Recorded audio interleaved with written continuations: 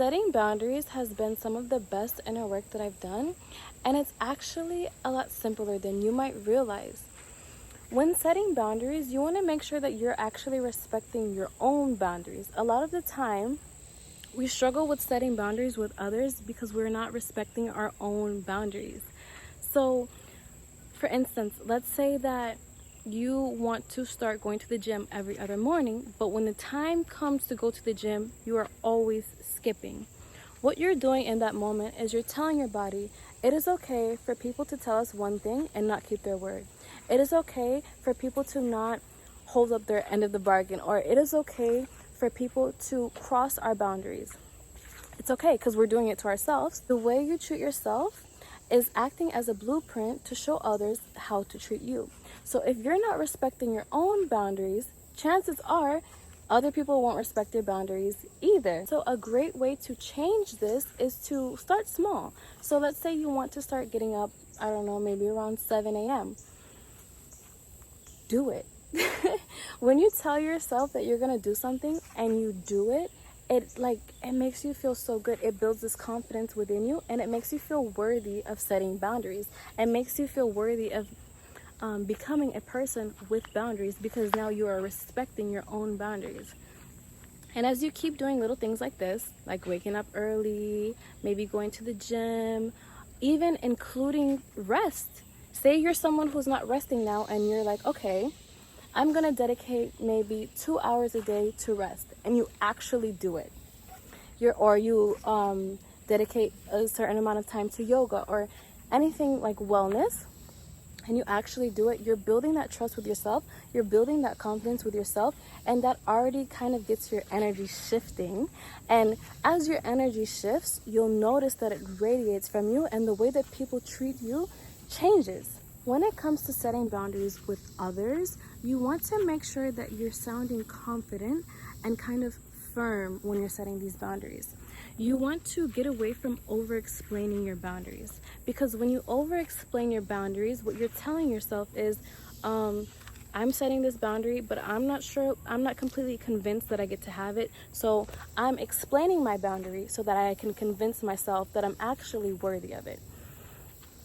So, for instance, the boundary I have is that I don't let men come over, and I don't go over to a man's house unless we're in a union, in a relationship, right? And I set this boundary going into college. So that got tested a lot because I was new to setting boundaries, so I didn't have strong energetic boundaries yet. Energetic boundaries are when you are so kind of secure in your boundary that it changes something within your energy, and it radiates from you, so that you no longer have to communicate your boundary. People can feel that boundary through your energy. And I've noticed, as my energetic boundaries got stronger, people treat me so well, and I don't even have to tell them how to treat me. I don't even have to explain my boundaries to them. They can instantly receive, it's like my body's communicating with them of how to treat me. So anyway, when I was starting college and I created this boundary that men can't come over, and I'm not gonna go over to their place either, it got tested a lot because it was a new boundary for me, and I wasn't used to setting boundaries. So what I would do is I would say, when they would ask me to come over, if I could go over, I would say, oh, I don't let men come over, I don't allow men to come over, right? And that's it. If they ask for an explanation, give them one, but you don't want to give one off bat, because you want to sound firm and you want to sound confident in your boundary. You don't want to have to explain to them or yourself, especially yourself, that you're worthy of this boundary. You want to know that you're worthy of this boundary. So it's as simple as that. Just saying your boundary and not explaining, oh, well, I don't let men come over because I don't feel comfortable, or I don't let men come over because I want to wait until we're engaged, or whatever the case may be. You do not have to explain your boundary. And also, stand on business. So when you're creating a boundary, do not let anything slide. And a lot of people are scared to do this because they might think, oh, well, people might think I'm mean, or people might think this, people might think that. The truth is, as you set boundaries, people actually begin to respect you more because they see that you respect yourself. So do not be scared to stick to your boundaries. So say that you created a boundary where you're no longer available for for gossip. But when you get around a group of friends, they're constantly gossiping. What you want to do is to stray away from feeding into that. Stray away from breaking your boundary and gossiping. You don't want to do that. What you want to do is, one, disengage. This is my thing, and a lot of people at first might think that you're like kind of snobby or whatever for doing it, but that was a big thing for me when I started out with setting my boundaries, is I would just disengage. If someone was talking about something that I interpreted as low vibrational or something that I didn't want to engage in, I didn't engage. I would either be quiet or I would excuse myself from the conversation. Doing this instead of, okay, I have to kind of succumb to this and I have to break my boundary. When you don't do that and instead you disengage or you walk away, you're telling yourself, I get to stand firm in my boundary and I get to keep this boundary. And as you do this, you'll realize that people will gossip around you less and less and less and less, because your energy is changing and you're actually creating an energetic boundary, and they can feel that it is not okay to gossip around you. Now, say that disengaging is not your cup of tea. You can also just communicate the boundaries, like how I do with how I did. I don't do it anymore because I have energetic boundaries. How I did with men coming over. You can simply say, I don't like to gossip, or I don't want to engage in gossip. Another thing I heard when it came to gossiping, particularly, is to say something positive about the person that they're talking negatively about. Because when you do this, you're switching the dynamic into a more positive scale instead of negative, and you're no longer engaging in that low vibrational negative energy. If you have someone in your reality who keeps crossing your boundaries, even though you've communicated them, even though you've tried to disengage, it might be time to release that person. For instance, I was in a relationship where my boundaries were never respected, no matter what I did. Even I also needed to respect my own boundaries more, but this person constantly disrespected my boundaries, and I felt that I couldn't have boundaries around this person.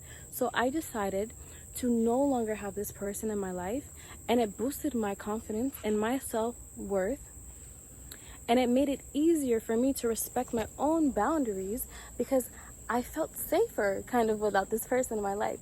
So if you have someone in your life that keeps disrespecting your boundaries, even if you've communicated them, it might be time to put some distance between you two or completely kind of eliminate them from your life. Because if you keep someone in your life that's constantly crossing your boundaries, you're telling your body, okay, this behavior is okay. It is okay to accept people not respecting our boundaries. It is okay to accept disrespect. And you do not want to tell your body this because you will not be able to have boundaries. Through this work, I've learned that boundaries aren't really hard. It all comes down to you valuing yourself, you increasing your self-worthiness. And as literally any inner work that you do, as you become confident in that work, as you become rooted in that work, it radiates from you naturally. And you will not have to say anything. That's what I love about inner work, because everything radiates from me. I was telling someone this the other day, how when I began to respect myself, when I began to honor myself, to value myself, to love myself, everyone around me started reflecting that to me. Most of the time, people are just reflecting to you what you are, how you are treating yourself, how you think of yourself, what you believe about yourself. So setting boundaries is the same thing. It is self-respect. When you get firm in your boundaries with yourself, you'll put out that energy that, okay, if you're going to be in my life, you need to respect my boundaries. The power of energy is so crazy, because I went to school with this one guy for many, many years, since 8th grade. We even went to college together, right? As long as I've known him, he's been pretty disrespectful.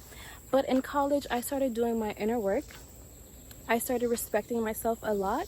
And when I saw him, he had that same respect for me.